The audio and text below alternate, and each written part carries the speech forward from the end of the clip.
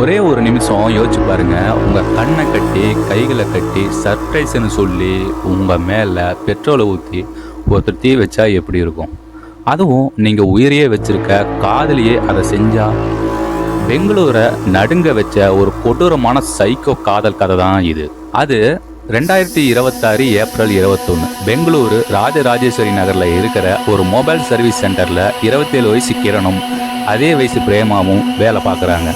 மெதுவாக ஆரம்பித்த பழக்கம் போன வருஷம் காதல் தினத்தில் காதலாக மாறுது. கிரணுக்கு தெரியாது தான் காதலிக்கிறது ஒரு பொண்ணை இல்லை, ஒரு எரிமலைன்னு. சினிமாவில் வர்ற மாதிரி இவங்களும் பார்க்கு, சினிமா, காஃபி ஷாப்னு வெளியே போகிறாங்க. ஒரு கட்டத்தில் ரொம்பவும் நெருக்கமாகறாங்க. சொல்ல போனால் 2 பேரும் தனிமையில் இருக்கிறாங்க.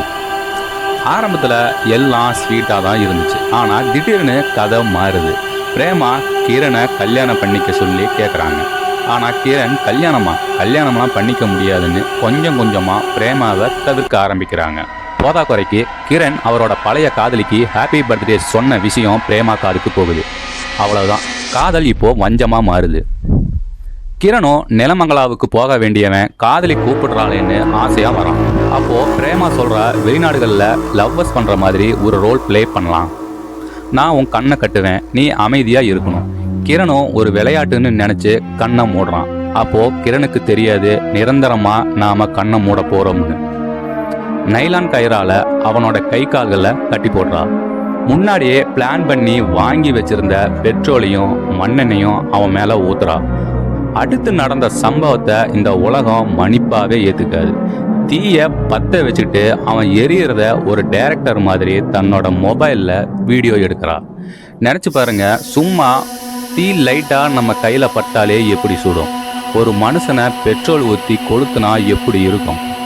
உயிரோட எரியும் போது அந்த வழியில் கிரண் போட்ட அலறல் சத்தம் அந்த ஏரியாவையே அதிர வச்சிருக்கு. ஒரு பக்கம் காதலன் தீயில கருகி கதறிட்டு இருக்கான். ஆனால் இந்த பிரேமா பதறலை, துடிக்கலை. மாறா தன்னோட மொபைலில் அவன் செத்துட்டு இருக்கிற அந்த கடைசி நொடிகளை வீடியோ எடுத்து ரசிச்சுக்கிட்டு இருக்கா. எதையோ சாதிச்ச மாதிரி அவளுக்குள்ள அவ்வளோ சந்தோஷம். புகையை பார்த்துட்டு ஓடி வந்த அக்கம் பக்கத்தில் இருக்கிறவங்க தீயணைப்பு துறைக்கு ஃபோன் பண்ண அவங்க கதவை உடைச்சி உள்ளே போகிறாங்க. அங்கே பார்த்த காட்சி மக்களை வாழ்நாள் முழுக்க மறக்க மாட்டாங்க. அந்த அளவுக்கு கொடூரமாக இருந்திருக்கு. ஸ்பாட்டுக்கு வந்த ராஜராஜேஸ்வரி நகர் போலீஸ் உள்ள நுழையும் போது இடமே கருகுன வாடையால கிடக்கு. பிரேமா போட்ட நாடகத்தை பார்த்து முதல்ல இது தற்கொலைன்னு தான் நினைச்சாங்க.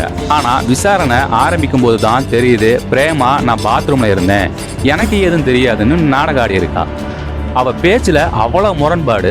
வெளியே ஜாலியாக இருக்கிற மாதிரி காட்டிக்கிட்டாலும் உள்ளுக்குள்ள ஒரு சைக்கோவா ஒளிஞ்சிருந்திருக்கான்னு போலீஸ் அப்பவே கண்டுபிடிக்கிறாங்க. போலீஸ் கிட்ட புழுகலாம், ஆனால் ஆதாரத்துக்கிட்ட ஆட்டம் காட்ட முடியுமா? முக்கியமாக மொபைல் வீடியோ. காதலன் எரியும் போது ரசிச்சுக்கிட்டே ரெக்கார்ட் பண்ண வீடியோ போலீஸ் கிட்ட மாட்டுது. போலீஸ் அப்பவே பிரேமாவை தட்டி தூக்குறாங்க. விக்டோரியா மருத்துவமனை டாக்டர்ஸ் என்ன சொல்றாங்கன்னா, கிரண் 90% கருகி துடிச்சு செத்துருக்காரு அப்படின்னு ரிப்போர்ட்டும் கொடுத்துருக்காரு. கிரணோட குடும்பம் துங்கூர்ல இருந்து வந்து இப்போ கதறிட்டு இருக்காங்க. எங்க பையனை அவன் மட்டும் கொண்டு இருக்க முடியாதுன்னு, வேற ஏதாவது காரணம் இருக்கும். அவங்க வைக்கிற சந்தேகம் இந்த கேஸை இன்னும் சூடாக்கி இருக்கு. இந்த வீடியோ உங்க ஃப்ரெண்ட்ஸ் ஃபேமிலிக்கு ஷேர் பண்ணுங்க, அவங்களும் தெரிஞ்சுக்கிட்டோம். மறக்காம மாரி டீகோட்ஸை ஃபாலோ பண்ணிக்கங்க.